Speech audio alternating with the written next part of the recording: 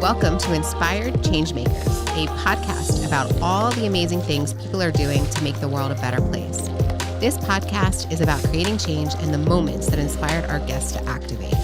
My name is Julia Healey, and I'm the CEO of United Charitable. Stay tuned to be inspired. All right, Ryan, thank you so much for joining the podcast today. You're welcome. Very excited to have you for two reasons, actually. One, not only because you are an inspired change maker that has really devoted a lot of your life to philanthropy, but you're also on the board of United Charitable. Yay! I am on the board of United Charitable, yes. So we are very honored to have you here. So tell our listeners just a little bit about yourself. I'm Ryan McNeil. I'm the founder and president of SportsID. It's a technology company that we focus on efficiencies and gaps and fragmentation. Our goal is to defragment the sports space, make it more efficient, and get more people involved in the space. Also, was a former NFL All-Pro, played 11 years in the NFL. I'm a philanthropist, mentor, advisor, and I'm a proud girl dad of two beautiful girls, Kyla and Parker. Oh, that's amazing. Love that you included that in your bio. And so tell me a little bit about your playing career. Where did you, collegiate days to professional? I'm from Fort Pierce, Florida. So it all started in Little League in Fort Pierce. From Little League to high school, to Fort Pierce Westwood High School, go Panthers. Then from there, University of Miami, go Hurricanes. And we were pretty good back then. We lost 5 games in 5 years. Almost unheard of, right? 2 number ones. 2 national championships, 2 number 2s, and 1 number 3. Wow. Then I was fortunate enough to be drafted by the Detroit Lions. I was their first pick, number 33, I think, in the second round. And I played 11 years, Detroit, St. Louis, Dallas, and San Diego. There are 2 teams that I don't include in my bio. So so you have to go and Google that because it was such a, how can I put it?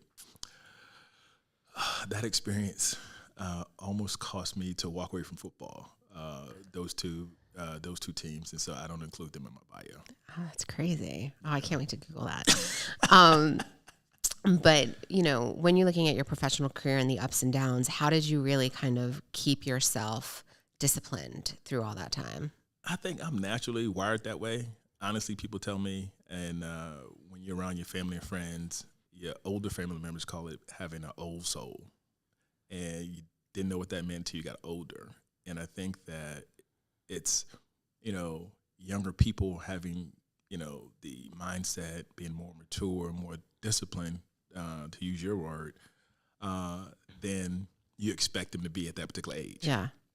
I was always the conscience telling people not to do something or what to do, how to do it, things like that at an early age. And that, you know, stuck with me throughout my life. And it came in really handy in sports, right? So when you are the freshman in high school, you're telling the seniors what to do, how to do it, and things like that, and they listen to you. Same thing happened in college. You know, you had All-Americans, you know, future number 1 draft picks, you know, listening to this snotty-nosed freshman, you know, coming in. But I was aware of my surroundings, and I kind of stayed focused and true, you know, to the task at hand. And it was something that has always been with me. And so it wasn't anything different and new. Other people, you know, see it, acknowledge it. It's like, you're different. Yeah, I guess I am, but that's how I'm wired. Same thing happened in pros. It's funny. I'll tell you this quick story. So much so that I don't drink alcohol. And everybody who knows me knows that. And so I was the designated driver from my freshman year in college through my first year in the NFL, right? It's like, well, we're not going to drive, you know, get Rook to do it. Hey, Rook, got to pick me up and take me here, take me there. So I was a original Uber driver in college and pro before Uber ever existed. And that was interesting. And I say that to say that my veterans, my guys, my upperclassmen, they trusted me. Right. And so much so for them not to get in trouble, and they trusted me that I can get them to and from safe and sound. And so that's kind of how I am and how I've been. And so what is really your earliest memory of philanthropy? That's easy. Probably kindergarten, right? So you're in kindergarten and you're coloring. Someone breaks their crayon. Hey, you can borrow my crayon, right? I mean, to me, that's probably the earliest thought of philanthropy, and it just grew from there, right? It went from sharing Twinkies at lunch, went from sharing cleats at practice. Somebody forgot their cleats, somebody forgot their glove, baseball glove, and sharing, and then it grows and grows and grows. It takes practice. I think, we all have that in us, but in my family, it was practiced a lot. And I'm an only child, grew up only child. So you think only childs, would be spoiled and selfish. Yeah. Not in my house. My mother did not play that. And, I was a bit offended. Where are the perks of being the only child? Right. She made me share from probably the time I was born and even to now. And so it's just become, when you do something long enough, it becomes a habit. You become better at it. And so as you get older, you're able to identify the things that you like, you're passionate about, and you become you specialize, right? So in sports, for instance, a lot of times you play a lot of different sports. Growing up, I know I played basketball, baseball, football, track and field, tennis, believe it or not. And it wasn't until I got to high school that I've kind of specialized in both football and track and field. Mm-hmm.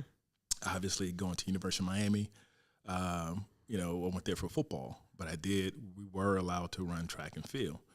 And so once I did that, obviously got drafted in the NFL.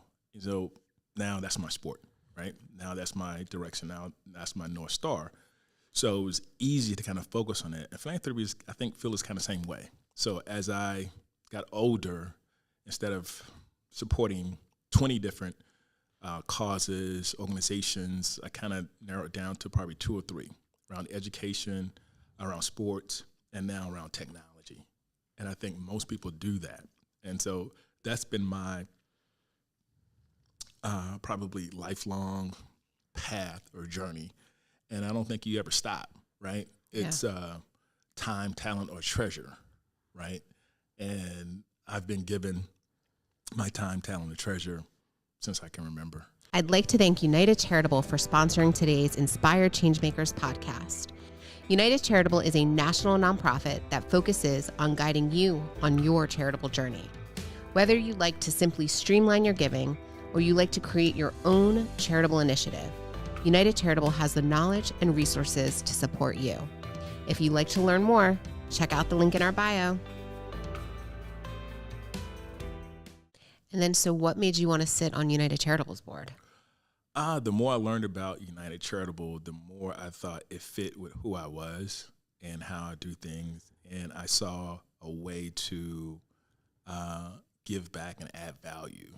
Obviously, Hannibal and I go back a long ways, and I remember him talking about the project he was working on. I thought it was interesting, having the brainstorming session, and then having to meet you, and then doing my research on my own.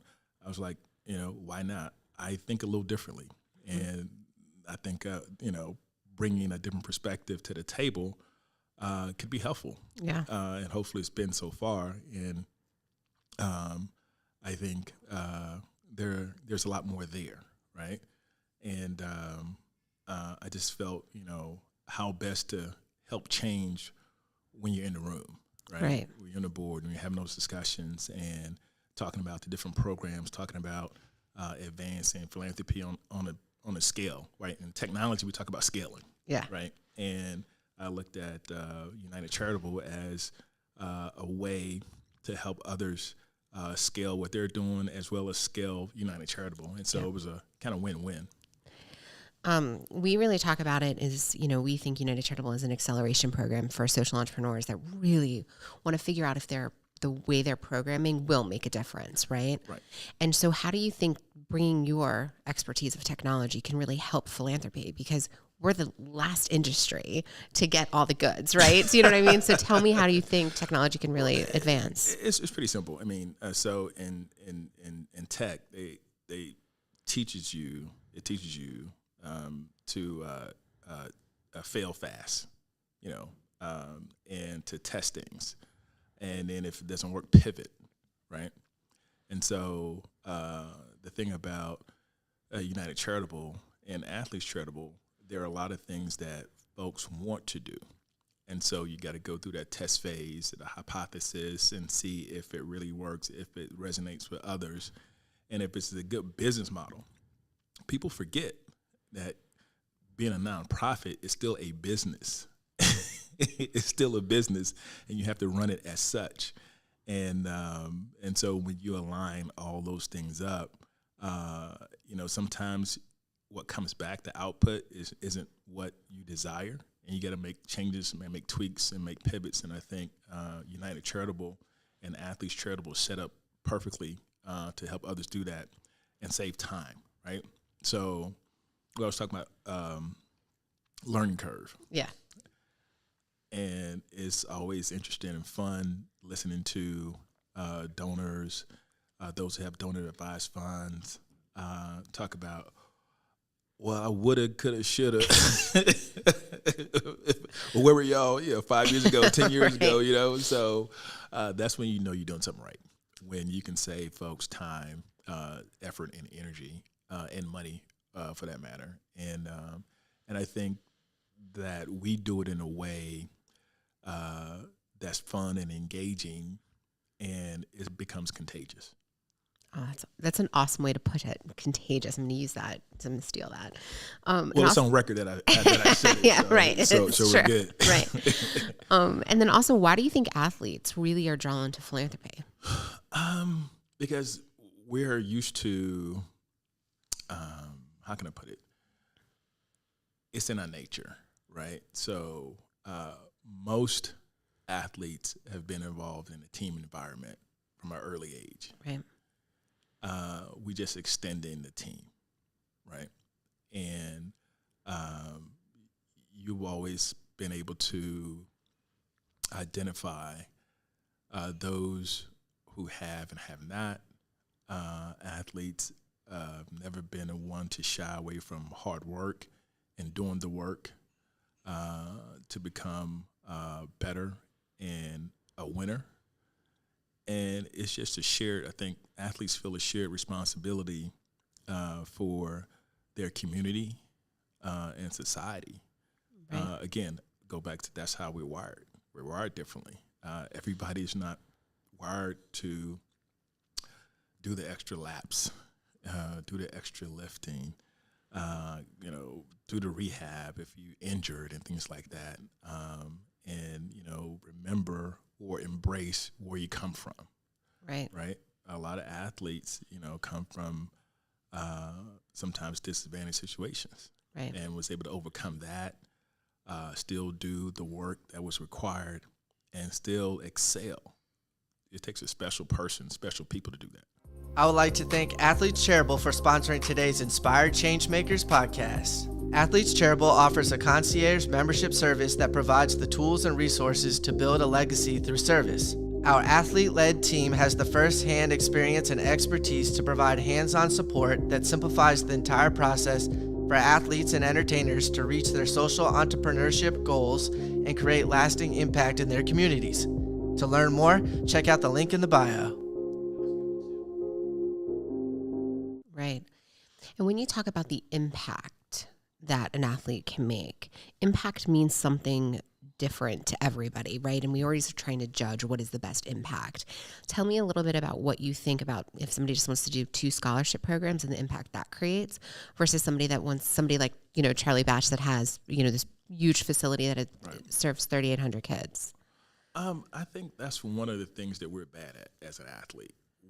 A lot of times, we can't quantify our value and our impact. And I think the impact is immeasurable if done well and done right.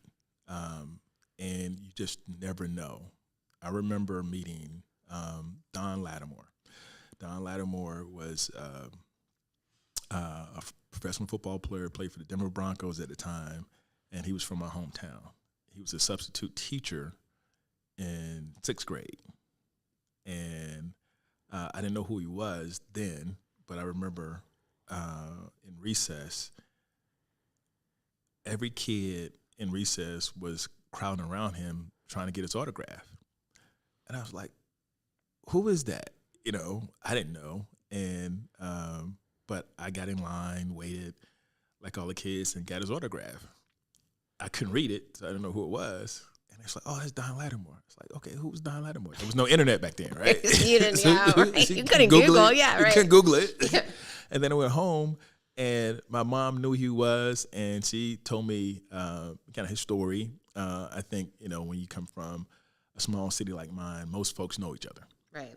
And I thought that was so cool that a professional athlete would come back, to his hometown, be a substitute teacher, because I think it was off season. Yeah. And to me, that impacted me differently. Right. It wasn't me changing, saying I want to be a professional football player. It was like, that's so cool that a professional football player happens to be from my hometown, happens to be at my school, being a substitute teacher, that's cool. And visually, to see hundreds of kids around one single person, that visual kind of stuck in my head. It's like, to me, when you talk about impact, that impacts. And so my friends, they all weren't athletes, but, marketing executives for Disney, pharmaceutical sales, VPs, pharmaceutical sales, captain in police departments. I mean, that's my crew that I grew up with, right? And we can sit around and we talk about it all the time about when Don came to our school and gave everybody autographs, and it was just one of the coolest things that lasted, a lifetime. And so the impact can be immeasurable. Well, I guess, and we've talked about this because you're very proud that I'm a diehard Philadelphia Eagles fan. Like, you love my city of Philadelphia so much. But that was the power for me, is that I didn't really even care about philanthropy because, my parents' causes weren't my causes, right? My dad's into math counts and helping people excel in math. I'm like, no. And so seeing people's foundations come up on the big screens when you're sitting in the fan and you're seeing that, I remember like Donovan McNabb, all of that era, right? Was all on the screen. And then Brian Dawkins. And I'm like, if somebody can change the world, Brian Dawkins can. Like, he can get my philanthropy dollars, But I just think it's the power of sports to you highlight, right? You're able to highlight a need. And, if we joke about this, but I say, if Brian Dawkins is willing to hit somebody that hard for me, because, when you're an Eagles fan, you believe all the players play for you, not for their paycheck. Exactly. They play for me, right? Exactly. That's what happens, right? What is he going to do when he gets off the field? Right. Like, how is he going to create change outside? So that's incredibly exciting. Now, you said there was somebody that really inspired you the most, but he inspired you as a football player. Do you have somebody that has inspired you as a philanthropist? Probably my mom and dad. Yeah, my mom and dad. That's easy. Unequivocally, no matter what, when times are good, times are bad, be who you are and help others who are less fortunate, help others who don't have as much as you, share. I think, when I was a kid, I used to have, dreams of sharing. It's my birthday. I got to share some of my presents. So Christmas, I got to share my presents at Christmas. So, that was something that was instilled in us and our family for a long time. And to this day, she's the same way. And I think I'm probably more selective, I'll call it, in my sharing. But from a philanthropic standpoint, my mom, hands down. And not an example just for me, but she's an example for our family. Yeah. That's awesome. And then when you look at how, in United Charitable, we really believe that we highlight how other people want to give, right? So we don't put our causes on anybody else, right? Right. We let them figure out how they want to see the world be a better place. Right. How do you want to see the world be a better place? I think, unfortunately, there's no magic wands. When I was a kid, I used to think that, I had a magic wand. I'll make this disappear, bad things, disappear, bad diseases disappear, and things like that. But you got to put the work in, and I want to see the world being a better place by exposing kids to the wonders of sport, right? I believe, much like Nelson Mandela, sport has the ability to change the world. It teaches you a lot about yourself, teaches you about others, and those of us who participate, I think, become better people. It's that simple for me. Awesome. And then, you said so how did you meet Hannibal? The professional athlete space is a small space. It's very niche-y, there's not too many people that you don't know, and it was only a matter of time. I think I met Hannibal through a mutual friend that, and we just stayed connected. You know how you run into somebody, it's like, oh, he's a good dude. I can mess with him. I can hang with him. Right. And so it's been maybe almost 20 years plus. Oh, wow. It's been a long time. I think we were still playing. Right. And so I like Hannibal because, he understands where I'm coming from, and I can mentor him and advise him in a way that, he receives it. The same thing goes for me. Right. I mean, I'm the big brother, but at the same time, he sees things a little different, and, he's been able to give me counsel and advice on a number of occasions. And so it's a quid pro quo, bilateral, whatever you want to call it, and we've been thick as thieves ever since. And so when he told you that he was leaving his job to start with this little nonprofit to build out this athletes charitable division, what was your thought? I wasn't skeptical. Because I think the way he did it, he knows me. I'm going to ask a gazillion questions. And he was prepared for those gazillion questions. He had a plan. Yeah. And he told me why and told me how things were going to fit and what he was hoping to happen and what impact he had. And, being that he had a nonprofit himself, yep. He had a business, and he knows athletes because he is one. And I told him, hey, let me know how I can help. And so, once I ran him through the gauntlet of questions, once I ran him through the what if scenarios, yep. I was on board. I was like, let me know how I can help. Absolutely. And so how do you think change actually happens? One person at a time, right? $1 at a time, one person at a time, one day at a time. And when you do that, you build momentum, one nonprofit at a time. And when you get others and others see what's happening, I think sometimes they can also feel what's happening, mm-hmm. right? So the difference between a lot of times when folks talk about watching a big game on TV, and when it happened, and the difference being in the stadium or in the arena when it happens is totally different. So it's like 10x. And so when people can feel what you're doing something really, really good. And so change happens at a time, right? Person at a time, dollar at a time, nonprofit at a time, athlete at a time, donor at a time. It happens, and then it becomes what we call a movement, mm-hmm. right? And then it becomes unstoppable. You just got to manage it and point it in the right direction. And so I think being young athletes now, speaking, specifically around athletes charitable, when the athletes that are part of our portfolio, they're noticeable. People know who they are, right? And they're doing good now. And the momentum is going to continue to build and build and build, because a lot of professional athletes, a lot of entertainers, musicians, they do a lot once they're finished touring, once they're finished with their, initial careers.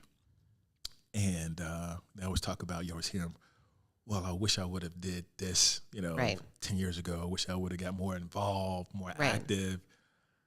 Today's athletes and today's donors and nonprofits, they start now. They're not waiting. They're not asking for permission. They're not waiting. They're just doing it. And, I see our role, United Charitable and Athletes Charitable, is to help them and give them the tools they need to make the change that they want to see. Awesome.